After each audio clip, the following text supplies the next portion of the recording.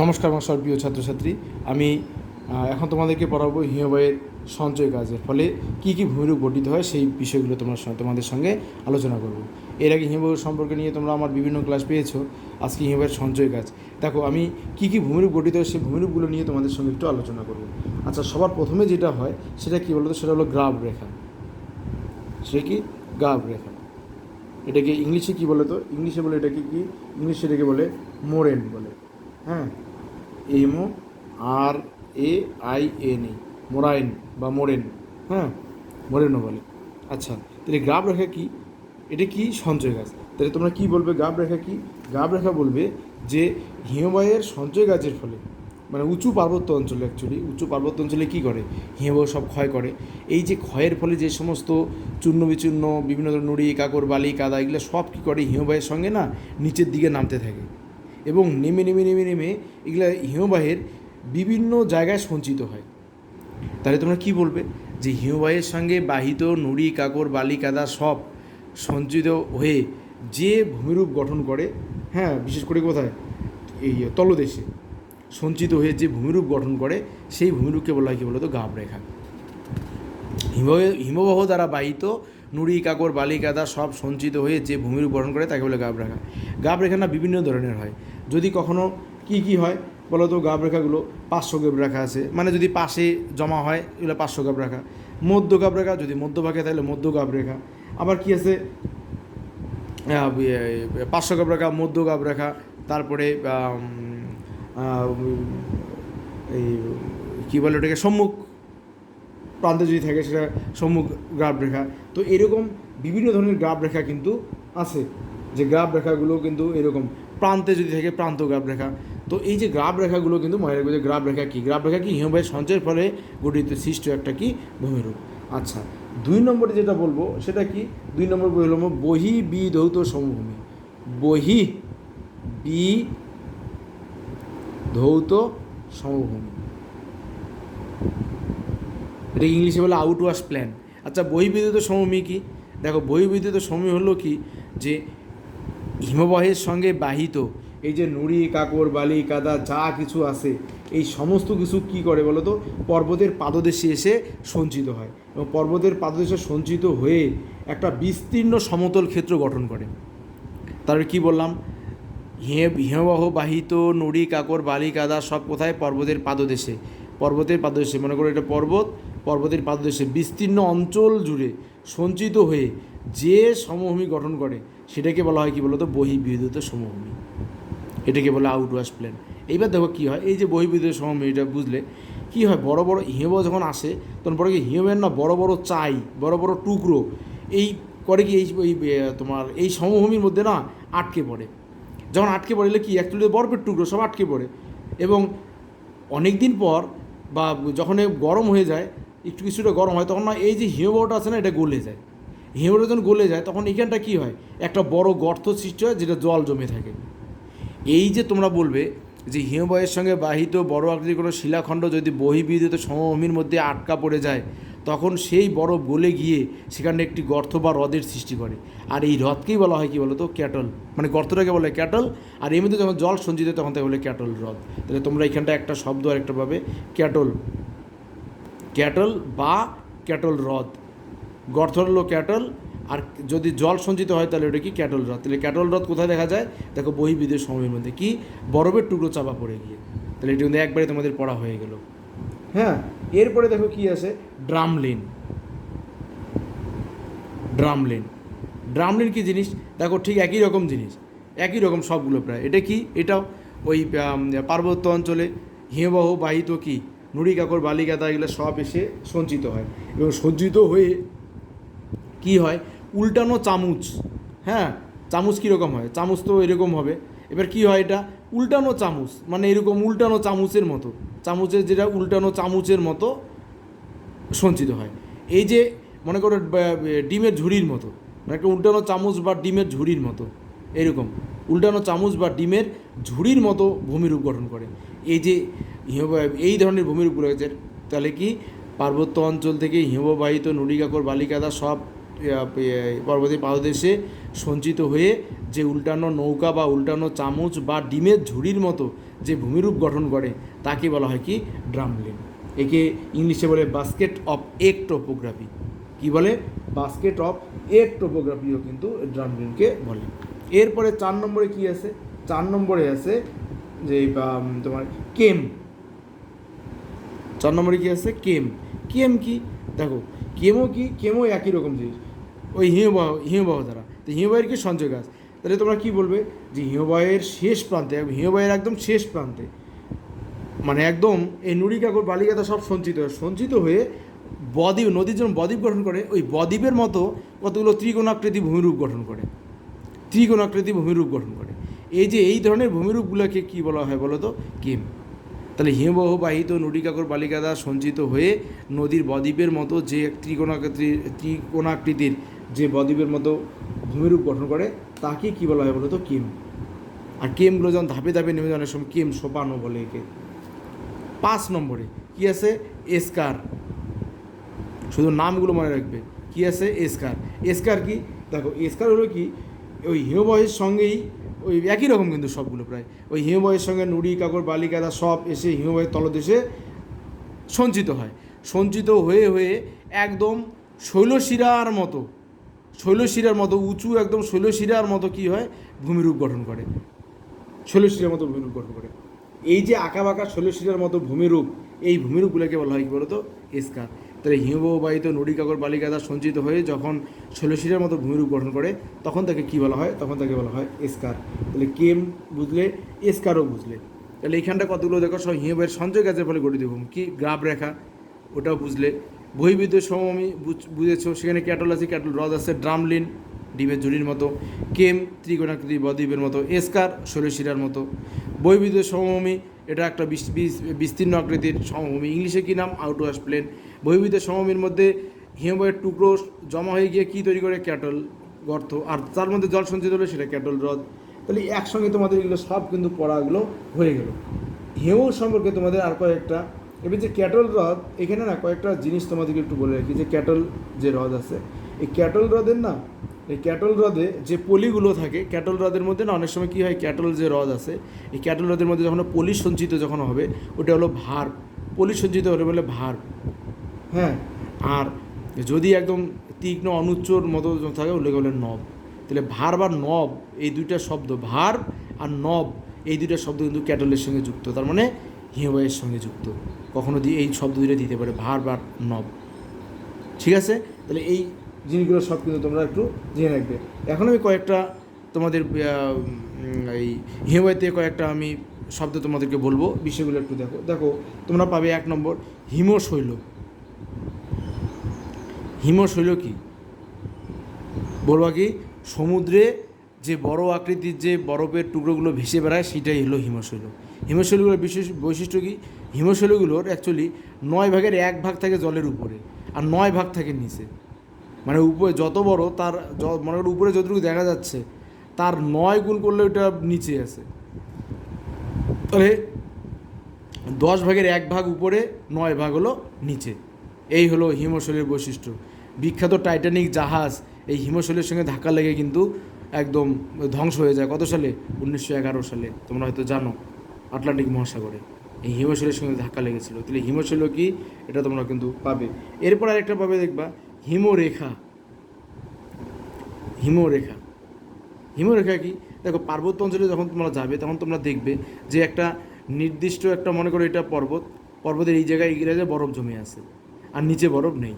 তাহলে এই যে নির্দিষ্ট যে রেখা বরাবর হিমালয় পর্বতের উপরে বরফ জমে আর যার নিচে বরফ আর থাকে না, গলে যায়, এই সীমারেখাটাকে বলা হয় কী বলতো? হিমরেখা। তাহলে যে রেখার উপরে বরফ জমে, এখানে জমে, আর যে রেখার নিচে বরফ গলে যায়, এটা গলে। তো যে রেখার উপরে বরফ জমে, যার নিচে বরফ গলে যায়, এই সীমারেখাকে বলা হয় কি? হিমরেখা। তাহলে হিমরেখা তোমরা পারবে। আচ্ছা, এখানে আরেকটা শব্দ তোমাদেরকে বলে দিই, দেখবে তোমরা পাবে। সেটা কি? বার্কচুন্ড।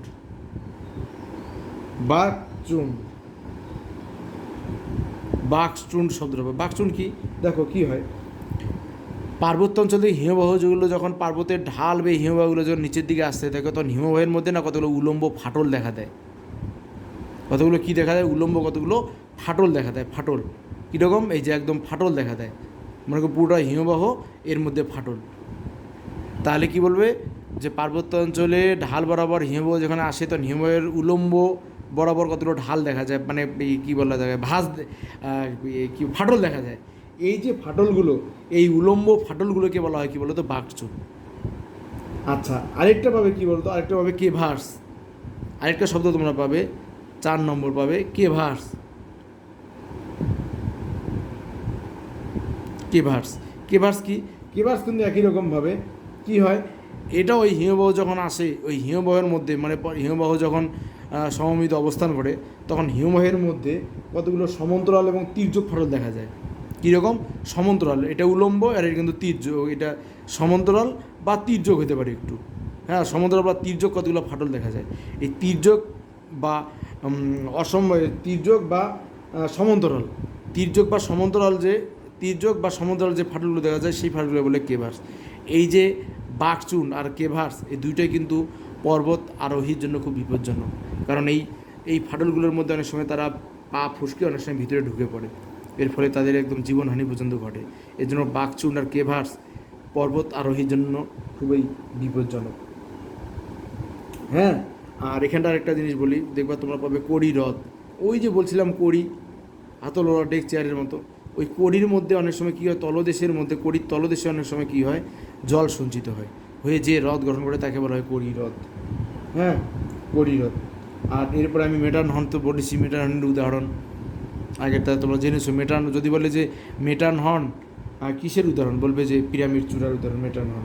আর যদি বলে যে নীলকণ্ঠ কিসের উদাহরণ, নীলকণ্ঠ কিন্তু সেই মেটারহনের উদাহরণ। হ্যাঁ, মেটারহন মানে কি, যে ওই পর্বতের একদম সিংহের মতো যে মেটারহন, হ্যাঁ, যেটা কী হয় পিরামিড চূড়া, এই মেটারহন কিন্তু উদাহরণ যেগুলো হলো সেটা হলো কী বলো তো, ভিসহর্ন, এটা সুইজারল্যান্ডে, তারপরে মেটারহন সুইজারল্যান্ডে, আর আমাদের হিমালয় পর্বতের বদ্রীনাথে আছে তারপর আপনার এই নীলকণ্ঠ, শিবলিঙ্গ, মাকালু, এরা। তো এই যে আমি যতগুলো তোমাদেরকে এখন বললাম হিমবাহের সঞ্চয় গাছের ফলে বিভিন্ন ভূমিরূপ, তার সঙ্গে কয়েকটা অতিরিক্ত হিমবাহের সঙ্গে যুক্ত বিষয়, এই তোমরা সবগুলো নিয়ে কিন্তু একটা কনসেপ্ট তোমরা নিজেদের মধ্যে রাখবে, তাহলে সহজেই কিন্তু তোমরা বুঝতে পারবে। আচ্ছা, আমি এখন তোমাদেরকে কতগুলো শর্ট কোশ্চেন বলি, একটু শর্ট কোশ্চেনগুলো একটু শুধু শুনে রাখো যে কীরকম শর্ট কোশ্চেন তোমরা নিশ্চয়ই তোমরা পাবে প্রশ্নগুলো। দেখো, একটা প্রশ্ন দিচ্ছে মনে করে এরকম, যে হিমবাহের ক্ষয়কাজের ফলে গঠিত হয়, অপশন কী দিচ্ছে, ক্যাটল হ্রদ, এসকার, রসইমতানে। তাহলে হিমবাহের ক্ষয়কাজের ফলে অবশ্যই কী হবে, তাহলে রসইমতানে।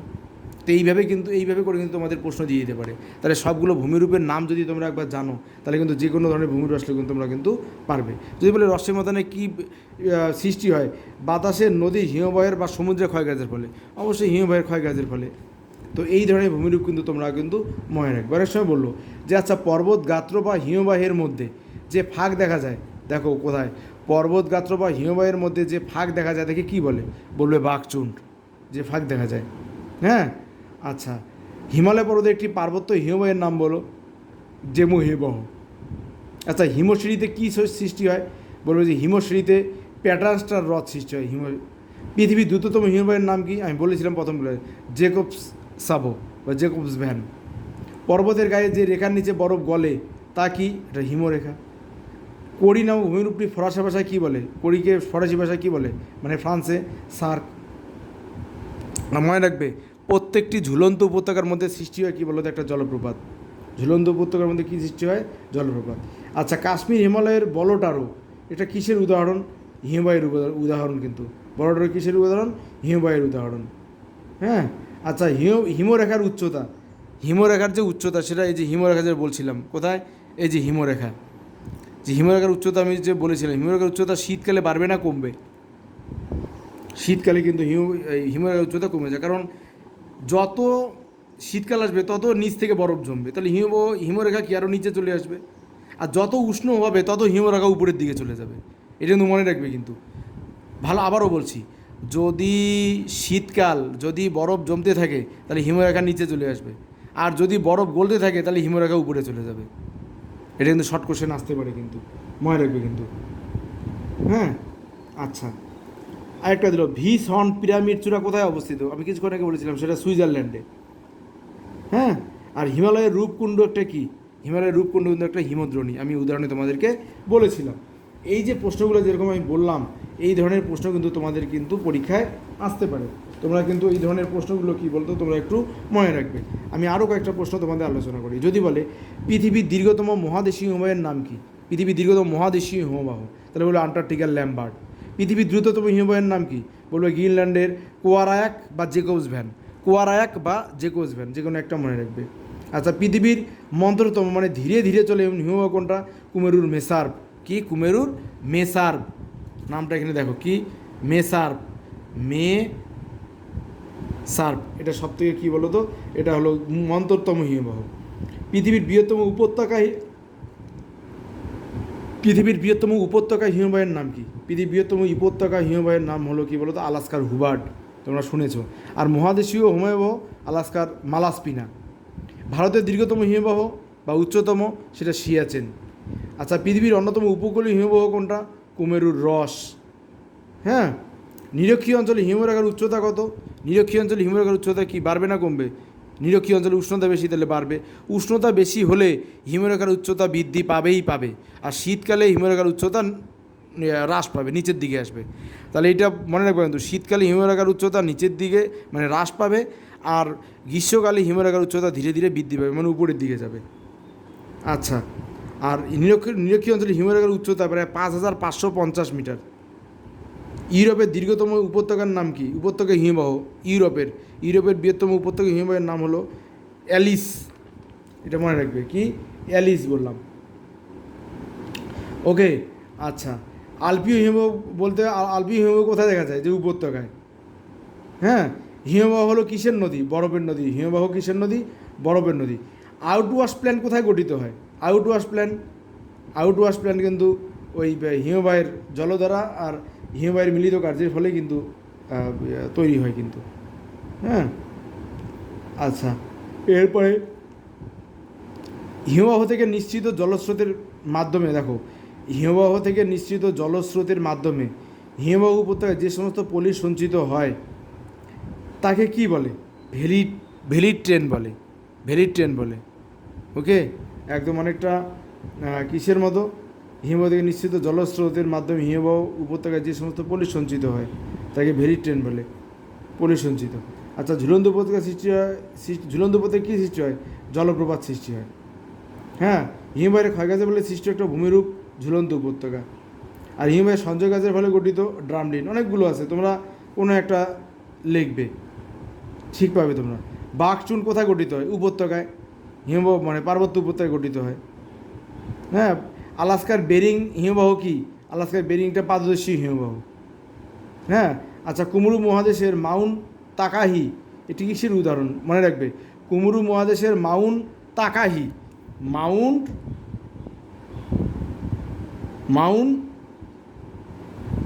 কি বললাম? মাউন্ট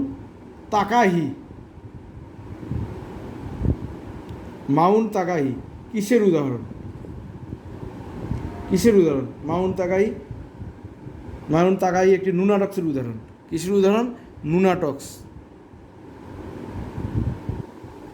নুনাটক্সের উদাহরণ মাউন্ট কী বলে? মাউন্ট তাকাহি। আচ্ছা, পৃথিবীর সবচেয়ে বেশি পার্বত্য হিমবাহ কোথায় দেখা যায়? হিমালয়ে, পার্বত্য হিমবাহ। আয়তনে সবচেয়ে বড় কে? পার্বত্য, উপকূলীয়, মহাদেশীয়, পাদদেশীয় হিমবাহ। মনে রাখবে, আয়তনে সবথেকে বললো মহাদেশীয় হিমবাহ, কারণ আন্টার্কটিকা আছে ওইদিকে, নিউজিল্যান্ডের কিছু জায়গা, আন্টার্কটিকা, সব এগুলো কি? মহাদেশীয় হিমবাহ। আচ্ছা, হিমবাহের উচ্চতা সবচেয়ে কম হয় কখন? হিম অঞ্চলে। হিমবাহের উচ্চতা সবচেয়ে কম হয় কত? হিম অঞ্চলে একদম নিচ থেকে উপর পর্যন্ত পুরোটাই বরফ, তাহলে উচ্চতা তো কম হবেই। তাহলে এই যে যতগুলো প্রশ্ন আমি বললাম, এই প্রশ্নগুলো সঙ্গে আগে যেগুলো বললাম সেগুলো তোমরা সবগুলো তোমরা কিন্তু পড়ে রাখবে। ধন্যবাদ।